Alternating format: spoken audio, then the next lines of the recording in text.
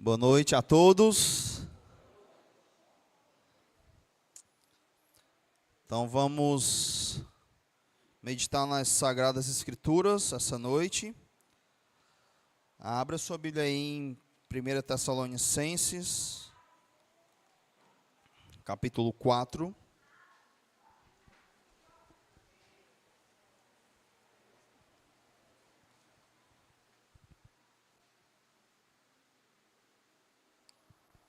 Quem gosta de estudar sobre arrebatamento, estou com um livro aqui, só para indicar para vocês, Evidências do Arrebatamento. Então, caso você depois se interesse, tá? É uma defesa bíblica do pré-tribulacionismo. Queridos, 1 Tessalonicenses, capítulo 4, a partir do verso 13, diz assim: Não queremos, porém, irmãos, que sejais ignorantes com respeito aos que dormem, para não vos entristecerdes como os demais, que não têm esperança.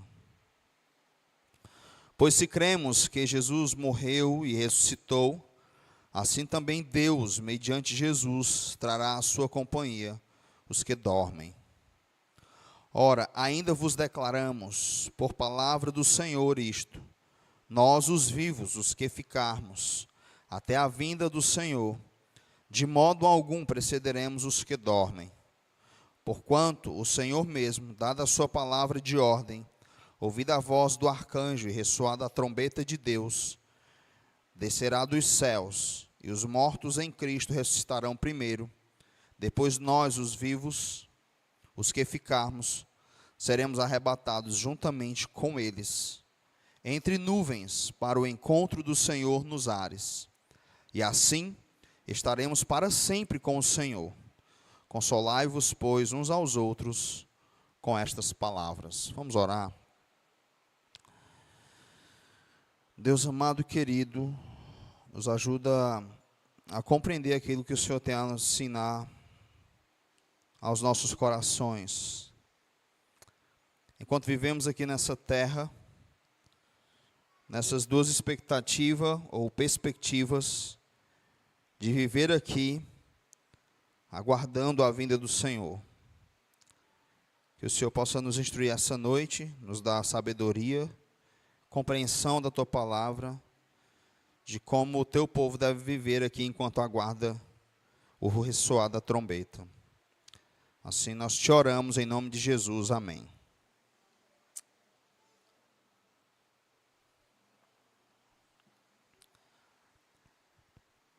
Uma das coisas que ajuda o povo de Deus a passar pelas tribulações, pelos tempos de desânimo que somos acometidos aqui nessa vida, é olhar para o futuro.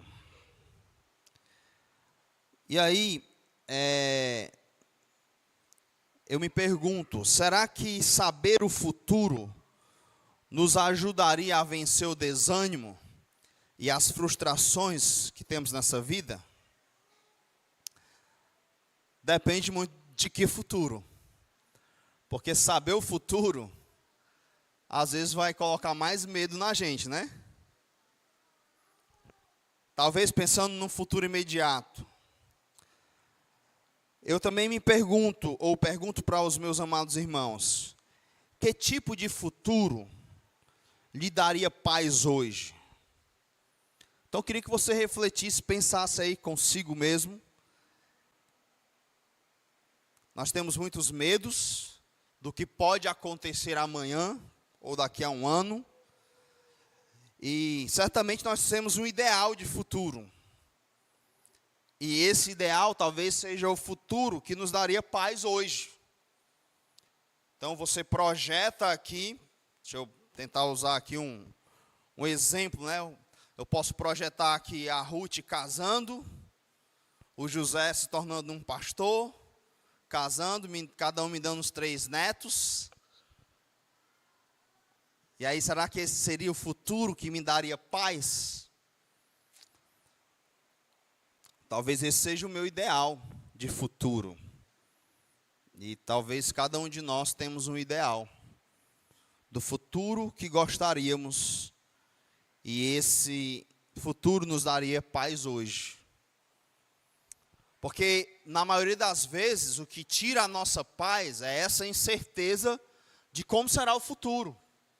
Esse medo do desconhecido. Alguém disse que a ansiedade são crenças ou fé em profecias negativas. Então, o ansioso, ele sempre pensa que o futuro vai ser ruim, vai dar errado. Ele sempre tem essas profecias negativas, e isso gera ansiedade nele, medo, angústia. Isso começa a dominar a sua vida e o neutraliza no presente, por causa da perspectiva de um futuro ruim. Mas qual o nosso futuro como povo de Deus? Como que a gente olha para o nosso futuro? Uma coisa que eu percebo que tem nos desgastado muito é o fato da gente olhar para esse futuro escatológico descrito nas Escrituras como uma coisa bem distante, bem aquém, que talvez nem vai acontecer. Nós olhamos para o mundo à nossa volta e a loucura que está acontecendo. Até os ímpios dizem isso e nós concordamos que Jesus já está quase voltando, não é? Só que essa notícia ou essa frase parece que ela não tem efeito prático. Porque esse é o tempo em que os cristãos estão sofrendo muito de ansiedade, de depressão, de medo, de angústia. Diante de um futuro tão glorioso, que é a volta do nosso Cristo. Na verdade, a maioria dos cristãos nem se sabe como de fato as coisas vão acontecer.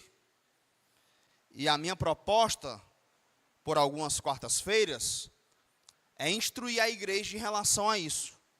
Como vai ser o seu futuro? Está escrito aqui. Como será o nosso futuro? Então, hoje esse seria o primeiro texto que nós vamos trabalhar. E o meu propósito é nos ajudar a entender como é o nosso futuro, para isso nos dar paz hoje. E a partir da crença nesse futuro, nós começarmos a viver de uma forma diferente hoje. Então, a situação no primeiro século, ali no ano 50, 51, quando essa carta é escrita, era de perturbação pelas tribulações. Então, essa igreja, os irmãos em Tessalônica, eles estavam sofrendo tribulações. Não tinha nem tanta perseguição, como vai acontecer mais na frente. Tinha uma perseguiçãozinha, mas isso estava roubando a paz deles e estava trazendo muita tribulação para a vida deles. Assim como foi no início ali no ano 33, com os discípulos do ministério de Cristo, toda aquela perseguição. Mas ainda era uma perseguição no seu início. O fato é que isso estava trazendo perturbação para eles. Então, olha aí o capítulo 3, verso 3, só para você entender isso.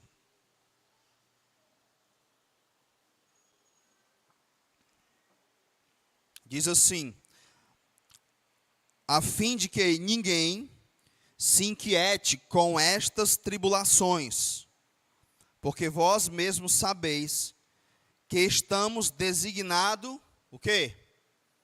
Para isto. Então, eram tribulações. Só que isso estava perturbando eles, certo?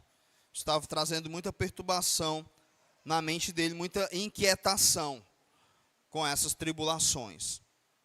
Capítulo 2, verso 1 e 2, diz assim: porque vós mesmos, vós irmãos, sabeis pessoalmente que a nossa estada entre vós não se tornou infrutífera, Mas apesar de maltratados e ultrajados em Filipos, como é do vosso conhecimento, tivemos ousadia, confiança em nosso Deus, para vos anunciar o Evangelho de Deus, em meio a muita luta.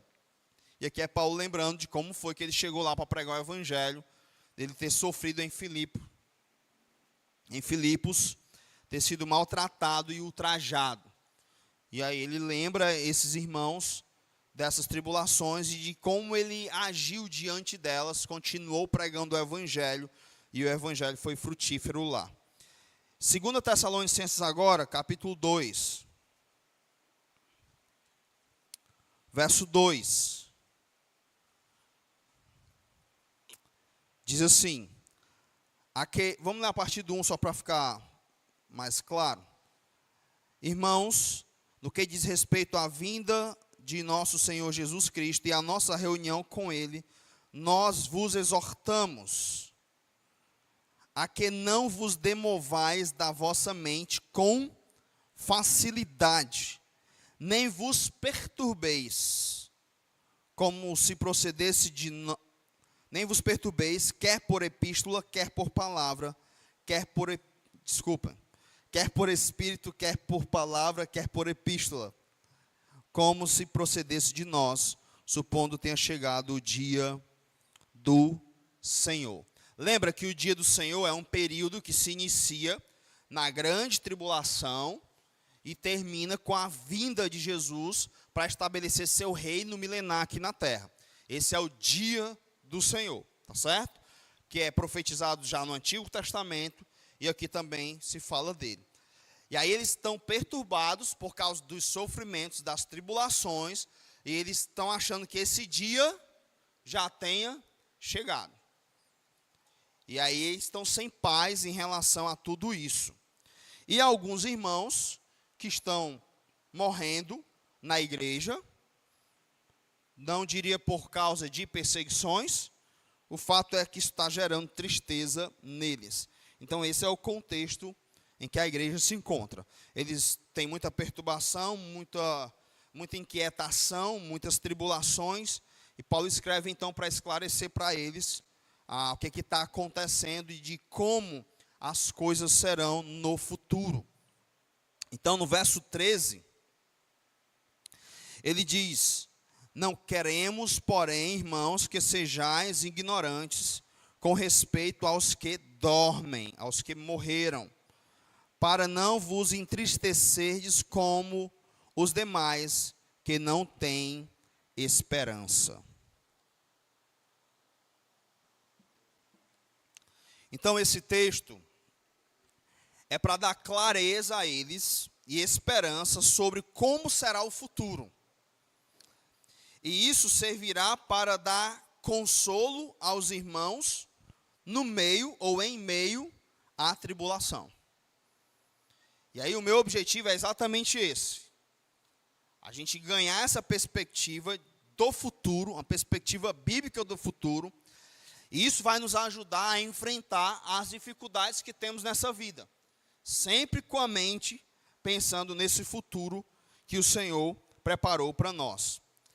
Então ele começa dizendo que eles não devem ser ignorantes, eles têm que ter ciência disso. Então o povo de Deus não pode ser ignorante a respeito desse assunto, porque aí você vai ficar sofrendo como aqueles que não têm esperança, que não têm conhecimento. E o conhecimento, ele vai nos libertar disso.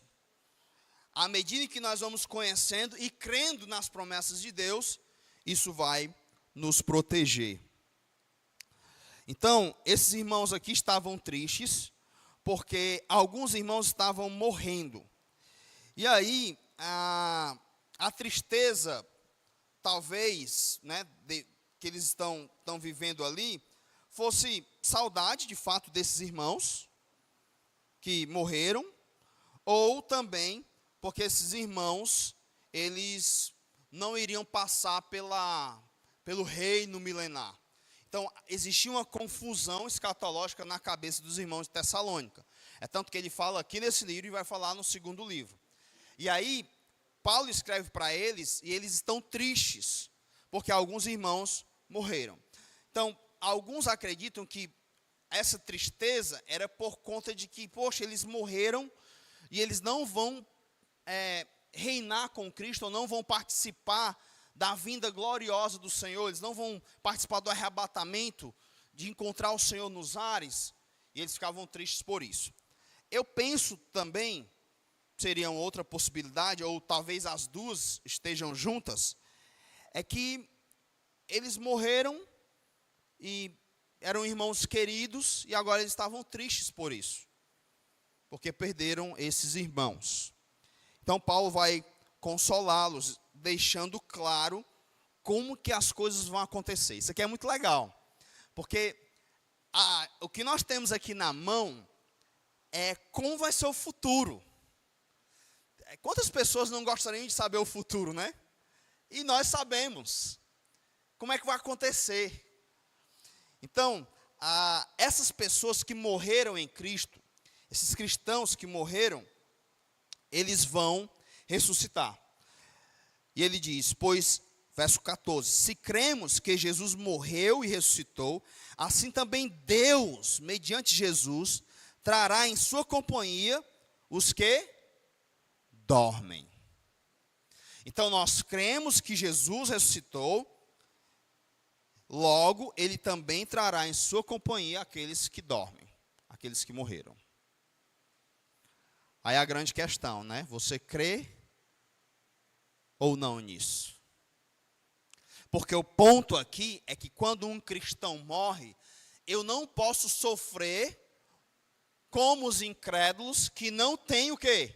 Esperança. Então, quando alguns de vocês partirem ou eu partir, precisa ficar claro que é só um até breve. É só um até logo. Logo, logo nós vamos nos encontrar, amém?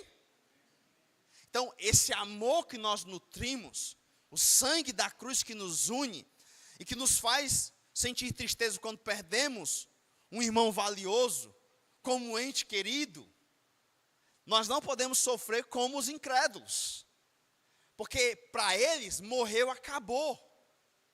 Para nós não, é só um até logo. E aí esses irmãos estavam perturbados com isso, tristes com isso, não sabiam lidar com isso. E então Paulo vai dizer, eu não quero que vocês sejam ignorantes. Deixa eu contar para vocês como é que as coisas vão ser. Primeiro, se nós cremos que Jesus morreu e ressuscitou, assim também Deus vai trazer, mediante Jesus, em sua companhia, todos os irmãos que morreram. Então, todo crente que está enterrado, quando Jesus vier arrebatar a sua igreja, eles vão ressuscitar. A terra vai dar conta.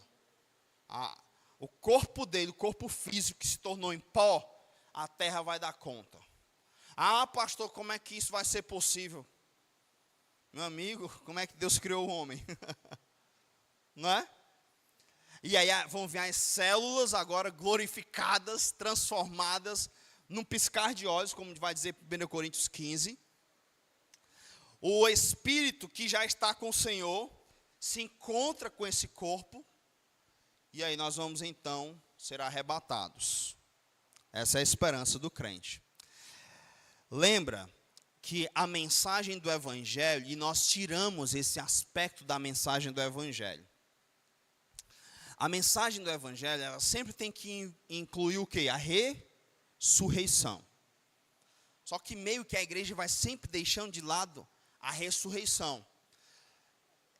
Quando você vai escutar uma rádio gospel e tal, ou canções evangélicas, você vai encontrar poucos hinos ou poucas pregações nas rádios de hoje em dia, dos famosos apóstolos do nosso tempo e tudo mais, tratando da ressurreição, dessa esperança. Eles vão tratar mais dessa vida aqui e agora. Os testemunhos de fé é como nós vencemos nessa vida. Então, os testemunhos de alguém que conheceu Jesus, eu era pobre, agora eu fiquei rico, eu só tinha um Classic, né? Agora eu tenho um carro novo e tal. é esse negócio. É essa a perspectiva. E aí vocês devem lembrar que Paulo, quando vai ensinar sobre ressurreição em 1 Coríntios 15, ele diz o quê? Se esperarmos em Cristo somente nessa vida, somos o quê? O mais miserável de todos os homens. Então, aqueles que são agarrados com esse mundo, que buscam a Deus por causa das coisas desse mundo, que querem Deus para abençoar só essa vida, são os mais miseráveis de todos os homens. Não entenderam nada do Evangelho. Mesmo com um linguajar religioso, indo para a igreja, fazendo campanha para alcançar as vitórias, para conquistar coisas, estão caminhando para o inferno do mesmo jeito. Porque eles nem sequer acreditam na ressurreição. E a esperança que o Evangelho nos traz é exatamente essa. É que um dia nós vamos ressuscitar para a vida eterna. Porque, irmãos, nós vivemos num mundo de moribundos. Está todo mundo morrendo aqui. Quando você nasce, você já está morrendo. Às vezes a morte chega antes para alguns, mas todos estão caminhando para a morte. Tudo à nossa volta está morrendo. É um mundo de moribundos. São vivos caminhando para a morte. Aí o Evangelho chega e diz o quê? Ei, crê em mim e mesmo que morra, viverá. Essa é a mensagem do Evangelho. Foi nisso que os apóstolos se agarraram. Esse mundo aqui está ruindo. Lembra da grande tribulação? Vai ser a ira de Deus, a taça da ira de Deus, os flagelos, os selos. Vai destruir tudo aqui. Vai acabar com essa terra, a ira de Deus sobre essa terra, o julgamento dele. Aí tem crente que se agarra nisso aqui, se apega nisso aqui.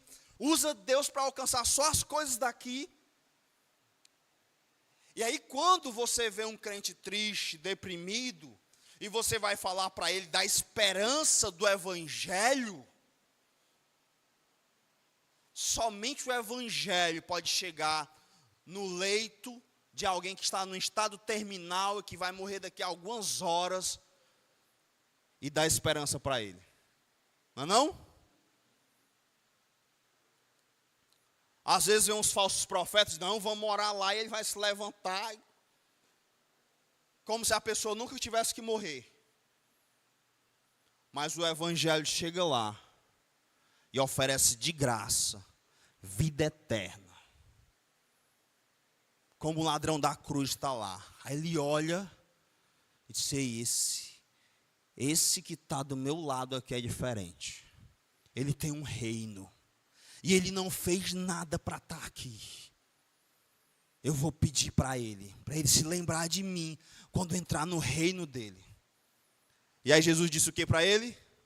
Hoje mesmo estarás comigo no paraíso. Vai oferecer isso para os crentes de hoje? Pastor, eu quero resolver meu problema aqui. Pastor, eu quero isso aqui. Se fosse o evangelicalismo de hoje, lá na cruz, ele ia dizer, não, eu quero é descer dessa cruz aqui para eu viver minha vida aqui, eu quero viver mais. Como o outro falou. Mas a esperança do Evangelho é, hoje mesmo você vai estar comigo no paraíso. Isso encanta teu coração? Isso te faz ficar pensando, desejando, sonhando com esse momento? Ou para você, tudo se resume aqui? A mensagem para o povo de Deus, do verdadeiro Evangelho, é que em Cristo nós recebemos o perdão dos nossos pecados. E quando nós nos encontrarmos com Deus, depois da morte segue-se o juízo. E ao homem está destinado a morrer uma única vez, nós receberemos em Cristo o perdão dos nossos pecados e a vida eterna. nós não iremos sofrer. Ontem eu evangelizava uma jovem senhora, e o que eu falei mais para ela, diante dos pecados dela, que ela estava cometendo? Eu disse, você vai se encontrar com Deus, logo, logo você vai se encontrar com Deus, você precisa desesperadamente de um Salvador, porque senão seu encontro será terrível. Essa é a mensagem do Evangelho, todos vão se encontrar com Deus, com o Criador. O anjo, na grande tribulação, em Apocalipse 14, ou 7,14, ou 14,7, se não me falha a memória, ele vai sair pregando o evangelho do reino. Sabe o que ele vai dizer? Se arrependam, porque o Criador dos céus e da terra está vindo aí. Sempre foi a mensagem do evangelho, se arrependa, porque o reino de Deus está chegando. Foi a pregação de Jesus, a pregação de João Batista, a pregação dos apóstolos, a pregação no anjo na grande tribulação. Se arrependam, porque você vai ter que prestar contas com Deus.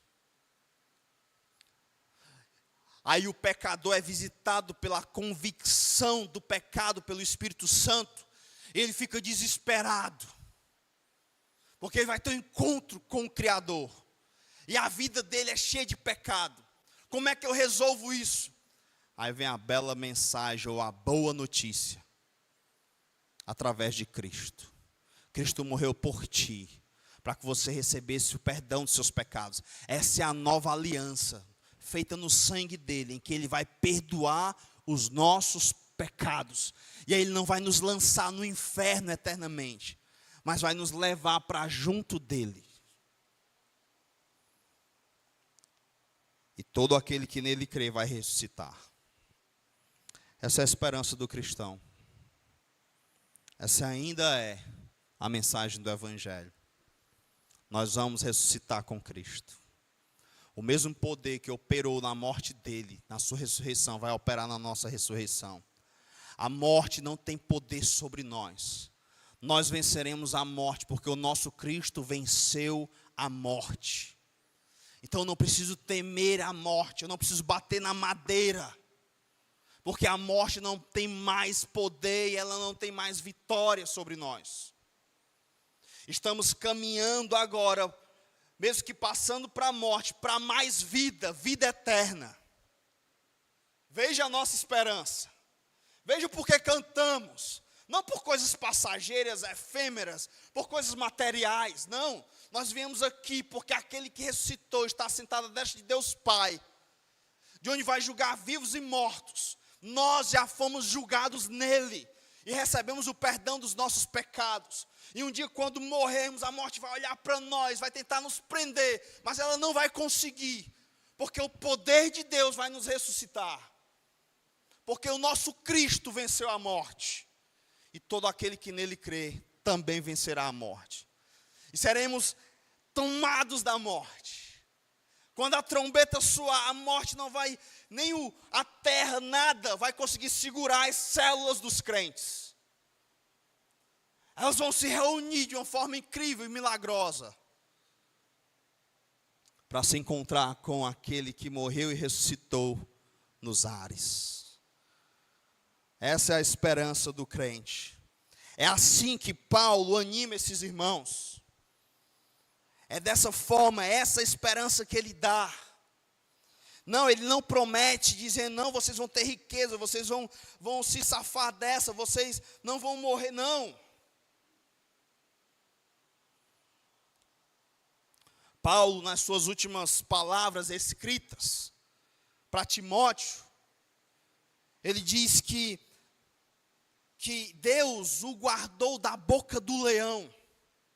E ele não está falando que Deus vai livrá-lo da morte, porque ele já sabia que ia morrer. Ele diz, eu já estou sendo oferecido por libação, como um sacrifício. Não, ele vai me livrar, Deus me livrou da boca do leão, e ele está me conduzindo a salvo para o seu reino celestial. Por isso a ele a honra e a glória pelos séculos dos séculos. Ele está guiando cada uma de suas ovelhas para o seu reino celestial. Ah, meus amados irmãos, Que o nosso coração seja cheio dessa esperança. Nós vamos ressuscitar. Às vezes eu converso com a Ruth e diz: filha, provavelmente papai e mamãe vai morrer primeiro que você. E aí eu converso como é que vai ser a vida dela depois da nossa morte. E eu fui tornando isso tão comum, talvez até para tornar menos doloroso para ela, que a gente conversa naturalmente. E aí eu falo do nosso reencontro. Nós vamos nos encontrar novamente. Então aguenta as pontas aí, que logo, logo a gente vai se encontrar.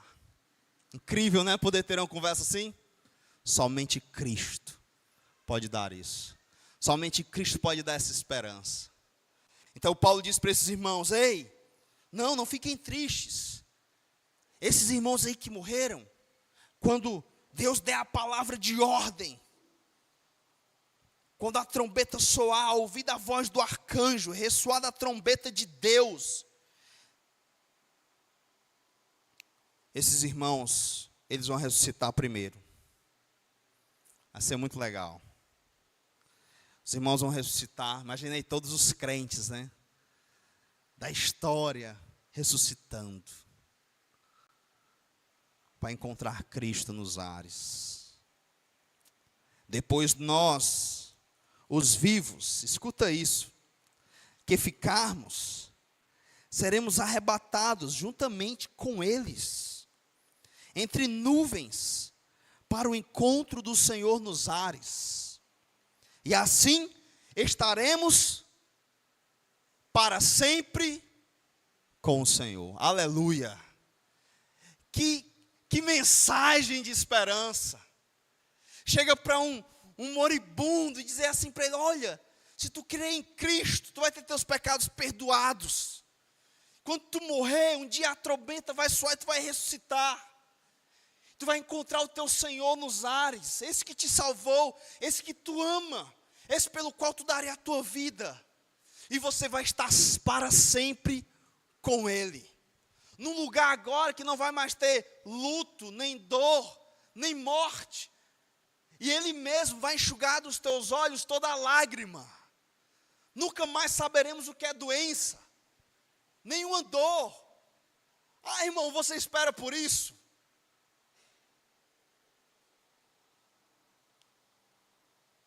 E nós que estamos vivos agora e que servimos o Senhor, somente nós, o povo de Deus, temos a rica e viva esperança de aguardar a vida iminente, qualquer momento, do Senhor. Que é o desejo de todo crente, amém? De ser arrebatado. Quem dera se fosse agora, né, irmãos? Quem dera. Que a trombeta soasse agora. Aí os nossos irmãos iam ressuscitar. Minha mãe ia ressuscitar. E juntos, todos juntos, vamos encontrar o nosso Senhor nos ares. Que incrível. Que religião nesse mundo. Que povo nesse mundo pode viver nessa expectativa? Somente os crentes, somente o povo de Deus vive nessa expectativa de que a qualquer momento a trombeta vai soar. Por isso, eles viviam esperando, aguardando. Paulo vai dizer no verso 10 do capítulo 1, aguardando dos céus. Veja aí comigo, esse versículo como ele é belo. Falando da conversão deles. Capítulo 1 de 1 Tessalonicenses.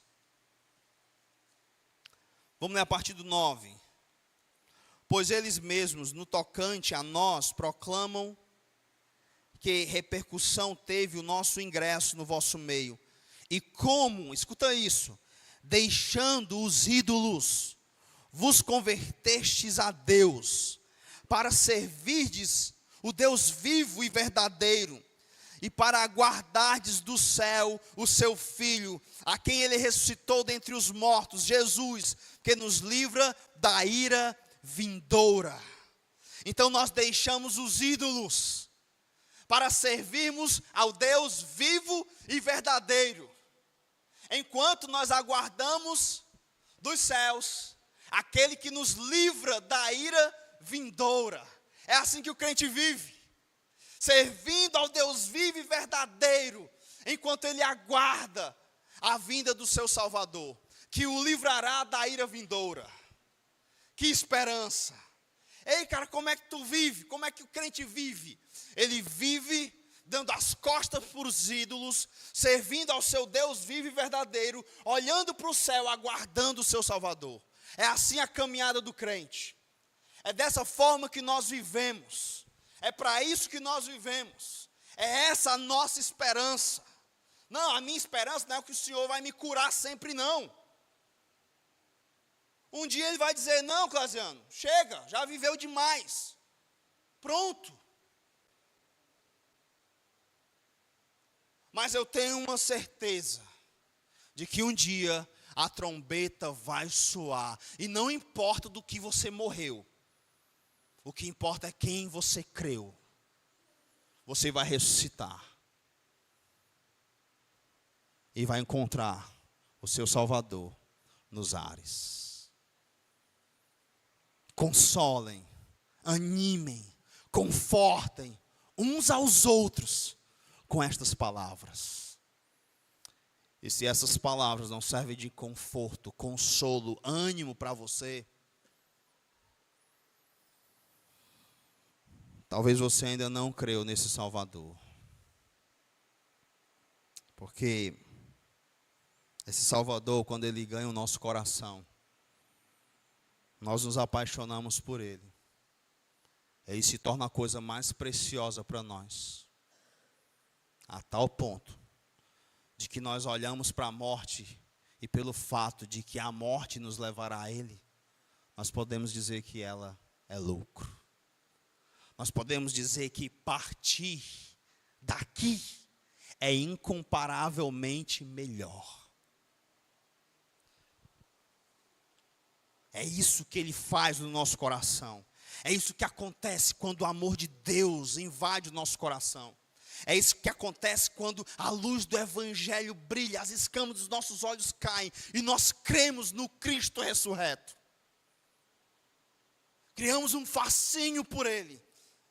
Ele se torna o desejado da nossa alma. O encontro com Ele se torna o mais esperado, como uma noiva doida para encontrar o seu noivo. O consolo para o verdadeiro cristão, que caminha aqui como um peregrino, olhando para o céu, aguardando o seu Salvador, é dizer, a trombeta logo, logo vai soar. Consolem uns aos outros com estas palavras. Aleluia. Sabe, irmãos, isso tem que ser real para nós. O pastor e missionário Márcio, é muito gostoso estar com ele. Porque todos os dias isso é muito real para ele. Então é muito legal quando a gente tem a chance de estar com ele. Porque parece que ele está aguardando acontecer daqui a pouco. A sua alegria é adiante. O seu desprezo por este mundo é perceptível. A sua vontade de partir logo é inacreditável. E isso edifica a gente. E é bom encontrar e ter esse tipo de conversa. Ei, irmão, eu queria tanto que a trombeta soasse hoje. Cara, esse mundo está muito sem graça. Coisa mais sem graça. Aí a gente, ainda o que vai consolando a gente, é estar com os irmãos, com um povo que pensa igual. E quando a gente chega, a gente se toca, e a gente toca em Deus. E essa chama acende, e nós olhamos para o céu, o desejo de ver o nosso Redentor aumenta. E aí nós o adoramos, nós ouvimos a sua palavra. E aí nós voltamos para o mundo lá fora, para os moribundos que caminham para a morte, com o nosso rosto brilhando, dando para eles essa esperança. Ei, eu sei de um jeito de passar pela morte para viver eternamente. É Jesus Cristo. Irmãos, que incrível isso. Eu poderia dizer para aquela mulher ontem: ei, vai ser muito ruim o teu encontro com Deus, mas tem um jeito, tem uma solução. Você precisa de um Salvador. Esse Salvador morreu por você, ressuscitou ao terceiro dia, está sentado à destra de Deus Pai. E se você crê nele, você vai poder aguardá-lo, e ele vai livrar você da ira vindoura. Creia nele, se agarre a ele, se esconda atrás dele, e ele te protegerá da ira vindoura.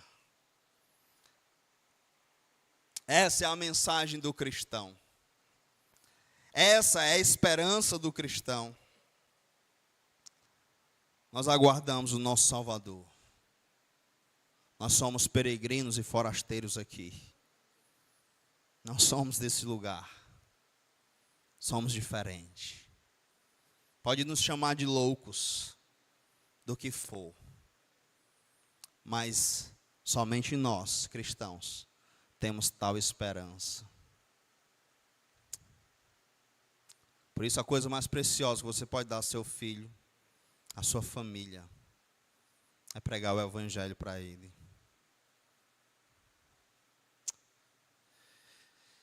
Todas as noites eu durmo do lado do José, ele fica bem no meio ali da cama.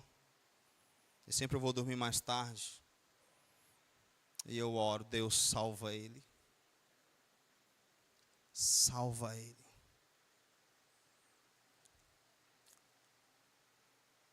Eu não oro para ele ser bem sucedido nessa vida,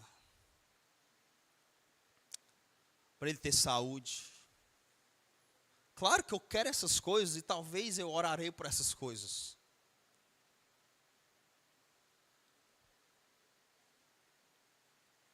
Mas eu nunca vou descansar em oração enquanto o Senhor não salvá-lo. Porque é só isso que importa.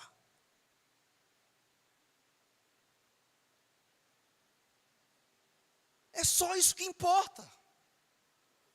Porque todas as outras coisas não servirão de nada quando ele se encontrar com Deus. Vocês concordam? Não servirão de nada. Não importa o quão inteligente ele vai ser, o quão saudável ele vai ser, o que ele vai conquistar ou não, o quanto ele vai ser rico ou pobre. Nada disso importa. Um dia tudo vai ruir. Que mundo eu vou deixar para o meu filho? Um mundo que está na mira da ira de Deus. Um mundo que jaz no maligno. Um mundo que odeia Deus. Esse é o mundo. E somente Cristo pode salvá-lo da condenação preparada para este mundo. Então gaste todas as suas energias, não para dar o melhor para ele,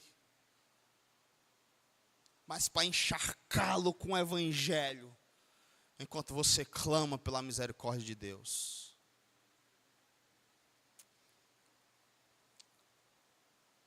E aí, quando ele for salvo, se for da vontade de Deus, será incrível. O que vai acontecer aqui na terra ou deixar de acontecer, não vai ter nem muito sentido. Porque a coisa principal já aconteceu. Deus o salvou. E é isso que de fato importa. E aí, quando a trombeta soar, se eu já tiver partido, eu vou poder ressuscitar. E eu penso que pela linguagem do texto e pela tristeza latente no coração dos irmãos, parece que Deus vai nos reunir. Eu penso que a nossa igreja aqui vai se reunir. E se algum de nós já tiver partido, Deus, por sua graça, eu estou conjecturando, vai nos ressuscitar e vai nos levar para ficarmos juntos. Porque a tristeza deles é pelos irmãos. E aí ele diz, e vocês juntos vão encontrar o Senhor nos ares. Então não faz sentido esse irmão que está triste pelo outro que morreu, ele ressuscitar e ele subir lá no Japão e eu aqui no Brasil. Faz mais sentido pelo consolo de que eles vão estar juntinho e vão subir junto. Porque esse amor que eles têm um pelo outro, que supera os amores aqui na terra por causa do que Cristo fez, de que eles têm um Salvador em comum. E aí vai ser incrível, porque nós vamos nos juntar aqui, olhando assim um para o outro, meio que como quem sonha. E aí vamos começar a subir, encontrando o Senhor nos ares. Nossa, irmãos, que incrível será esse dia. Que maravilhoso. Gostaria muito de que acontecesse e eu fosse arrebatado sem passar pela morte. Mas se eu passar pela morte, eu vou subir do mesmo jeito. Vai ser igual para todos nós. Porque quando a trombeta soar e eu já tiver morrido, ou você, nós vamos ressuscitar. E aí juntos. Vai ser muito legal. Meio que de mãos dadas. Olhando um para o outro. Que incrível, como valeu a pena. Como quem não acredita é real.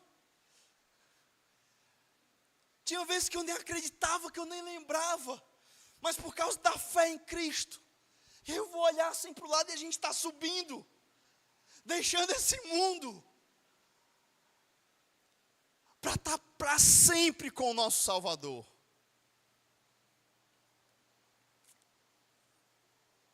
Que encontro será esse? Fale isso para as pessoas lá no seu trabalho amanhã. Diga para elas, ei, Jesus vai voltar. Eu estou esperando Ele. Só diga. Fale feliz. Estou feliz hoje porque ontem eu ouvi uma mensagem que reacendeu no meu coração a minha viva e rica esperança de que o meu Cristo vai voltar para me buscar. Talvez ele diga, e você acredita nisso? Se você não acredita, o problema é seu, eu sei que ele vai vir. Ele nunca mentiu. As promessas dele ele cumpre todas. E eu estou muito animado, porque ele vai voltar. E se eu morrer, ele não vai me deixar para trás. Ele vai me ressuscitar. E vai me levar. Esse é o meu Cristo. Esse é o meu Salvador. Amém?